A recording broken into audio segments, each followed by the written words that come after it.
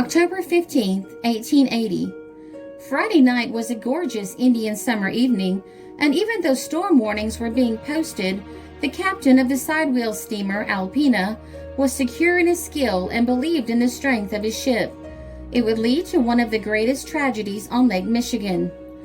Captain Nelson W. Napier was 66 years of age and had spent his life as a mariner. He believed that he could reach his destination of Chicago before the storm could hit, and so, at 9 p.m. on Friday night, he left Grand Haven, Michigan as scheduled. He was wrong. The gale set in at midnight that night and lasted for the next 27 hours. To those experienced in lake matters, they knew that the probability of grave disaster was exceedingly great. To them, the reported velocity of the wind does not fully convey an idea of its destructive power. There are other issues with the wind of which they are familiar, and many of them grew more thoughtful while watching the effect of the wind upon the water last Saturday. There had been gales of equal velocity during the past summer, but none of them lashed the lake into fury as did that of last Saturday. Watchers of the waters from the western shore could not have failed to notice that the wind by fitful gust swept not along, but down upon the lake's surface, dashing it into seething waves from whose tops it lifted masses of the green water, which it then caught up and dashed along in showers of spray. The result of wind of this kind is technically known among sailors as spoondrift, and there is no condition of the lake which is more full of danger to vessels. Information as to what exactly happened to the Alpena slowly started to come in as the storm subsided. The steamer Muskegon of the same line passed her soon after midnight Friday night. She was then on her course and almost halfway between Grand Haven and Chicago. The storm probably struck her before 3 a.m.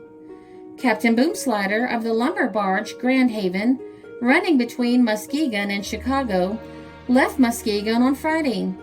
Captain Boomslider reports that he passed one of the steamers of the Goodrich line heading from the direction of Grand Haven for Chicago between Waukegan and Kenosha Saturday morning about 4 o'clock. He was then about 35 miles out from shore. The steamer, undoubtedly the Alpena, did not appear to be making much headway. The captain found that he could not make Chicago. He then shifted his course and made for Milwaukee Bay. This was about 8 o'clock in the morning, and the Alpena was still heading for Chicago. The captain of the barge, S.A. Irish, had been in company with the Alpena for 3 hours early Saturday morning and left her, heading towards the west shore about 10 miles off Kenosha. It is important that this fact should be borne in mind, as it has an important bearing upon her subsequent movements and ultimate fate. This will be demonstrated by what follows. Yesterday, about noon, the schooner Levi Grant was towed into Chicago's harbor, and in the course of conversation with the reporter from the Tribune, her captain, Gilbert Nelson, imparted the latest authentic information concerning the whereabouts of the steamer on Saturday. Captain Nelson stated he had reached so well up toward Chicago with his vessel as to be able to discern the Grasso Point light when the gale struck him from the south-southwest and rendered it necessary to head the Grant down the lake. While scudding before the storm, he found himself rapidly drawing near a sidewheel steamer of the Goodrich line. She was met about 20 miles northeast of Racine. The Grant passed her at a distance of not over 1½ miles to the westward, and Captain Nelson therefore had an excellent opportunity to note the movements of the steamer, which was undoubtedly the Alpena. He says she was lying in the trough of the sea, which was running heavily from south-southwest and was heading about due southwest. He observed that she was listed over so badly as to carry her starboard guard deep in the water. The probability that the steamer occupied an extremely dangerous position, wallowing thus in the trough of the sea, and might need assistance, led him to remark on the fact to the mate and some of his crew. The latter treated the matter lightly, claiming that if the steamer was really in distress, or considered by her captain to be in danger of foundering, she would be flying a signal of distress. Thereafter, Captain Nelson paid but little further attention to the craft beyond observing that steam was issuing from some of the smaller pipes, thus indicating that she could still help herself. He says, however, that the large stack of the steamer emitted no smoke, which may be accepted as a significant fact. After leaving Captain Nelson, the reporter interviewed the mate of the Levi Grant, who corroborated the story of his superior officer in the main. He stated that when the condition of the steamer became a topic of conversation among the crew, he took very close observations of her movements and found that her list to starboard was so great as to carry her port wheel entirely out of the water. He then watched her walking beam and found it to be moving but very slowly. Steam was escaping from her small pipes, which he accepted as an indication that her fires were not out and that those in charge still had control over her. The mate and captain unite in saying that they were in position to have rendered assistance had it been solicited. Great risk would have attended the humane service, however. They agree in the observation that the absence of a flag of distress and even of anyone on the promenade or hurricane deck could properly be regarded as evidence that the steamer was all right. And yet the thought forces itself upon the reporter that the steam seen escaping might have proceeded from the whistle, which was being blown as a signal that the steamer was in danger of going down, or that she desired assistance to be sent to her from the nearest port. Right here comes the point to which attention is called above. The captain of the bark, S.A. Irish, left the Alpena about 10 miles off Kenosha, heading towards the land. Several hours later, the Alpena, for it could have been none other than she, was passed by the schooner Levi Grant, about 20 miles northeast of Racine. Thus, in a distance of 30 miles down the lake, she had drifted to leeward or directly away from the west shore, fully 10 miles. Putting these facts in order will readily lead anyone to the conclusion that the Alpena had dropped into the trough of the sea and could not be got around so as to run before the storm down the lake. Thus situated, it became a mere question of time how long her timbers could bear the terrible wrenching strain to which they must have been subjected, particularly through the medium of the guards, and exactly how long the pumps could hold in check the water that must have entered the hold through the opening of seams and shipping of heavy seas.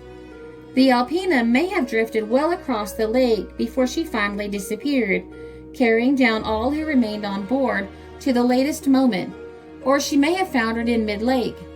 The general impression, though, is that she foundered sometime during the forenoon of Saturday, not far distant from where she was seen by the crew of the barge Grand Haven. The Alpena was insured and worth about $25,000.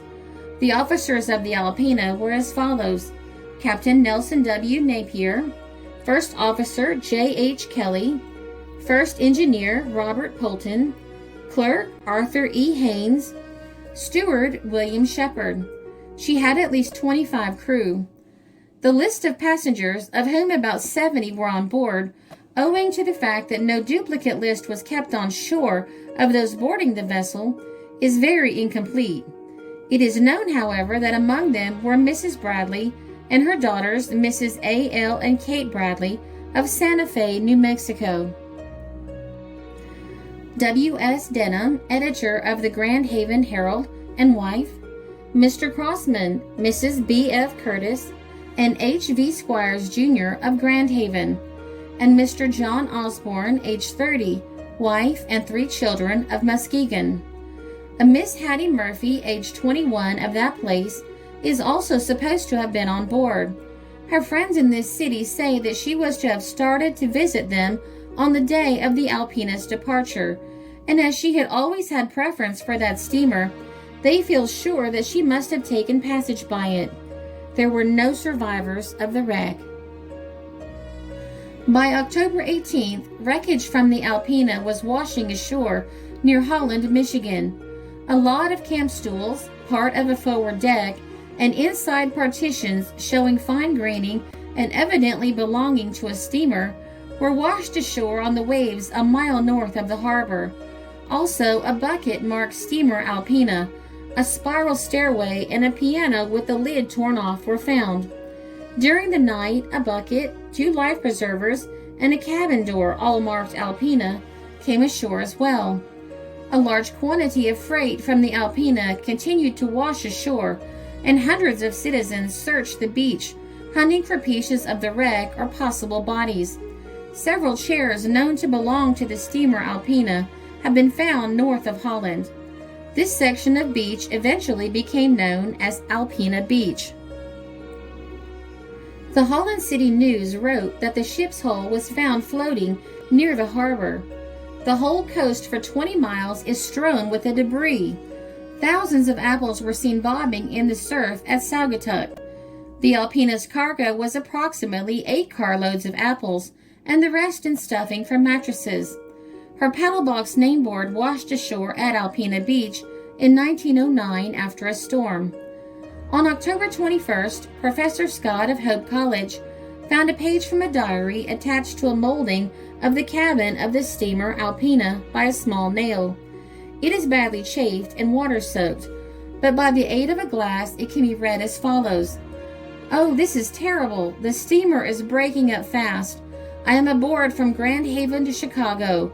G.O. Connor." The last 2 letters of the name are very faint and may be Connell. The Goodrich sidewheel steamer Alpena was built by Thomas Arnold of Gallagher and Company at Marine City, Michigan in 1866.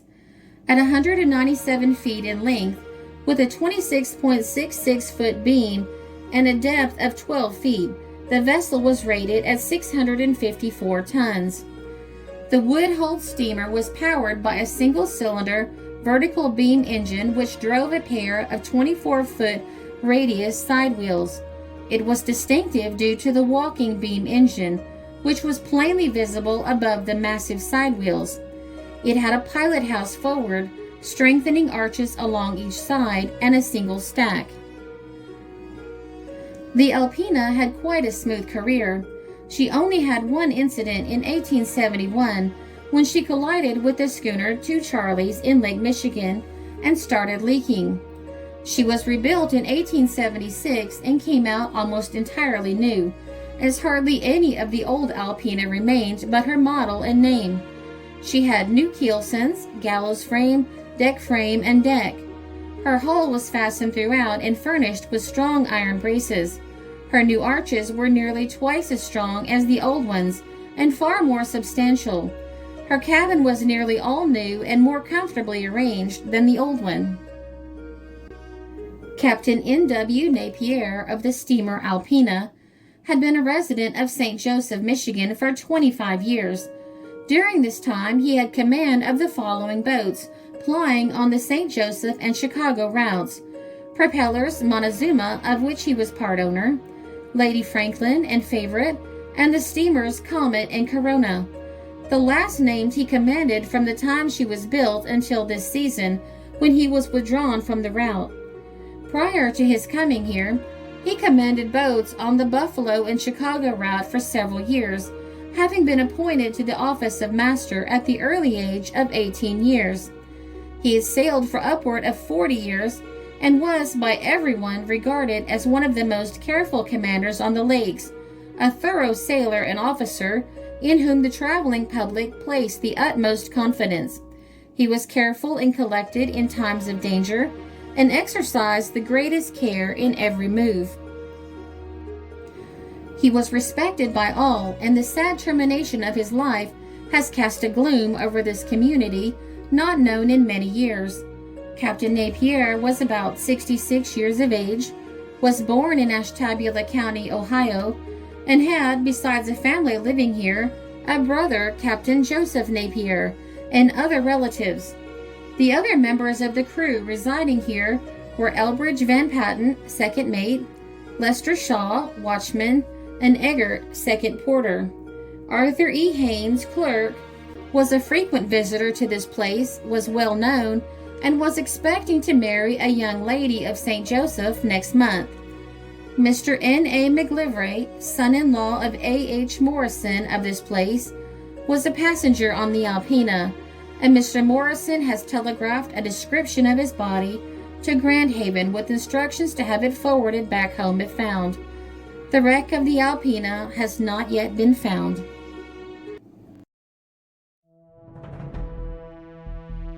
There were many newspapers used to create this article.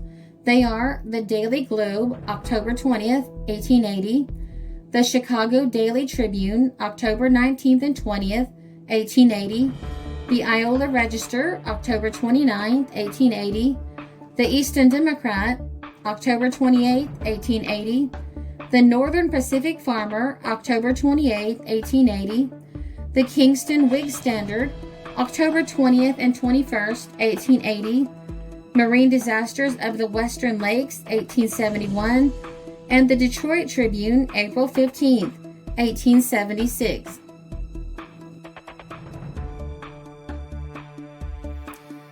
This is a Country Road production because history is fascinating.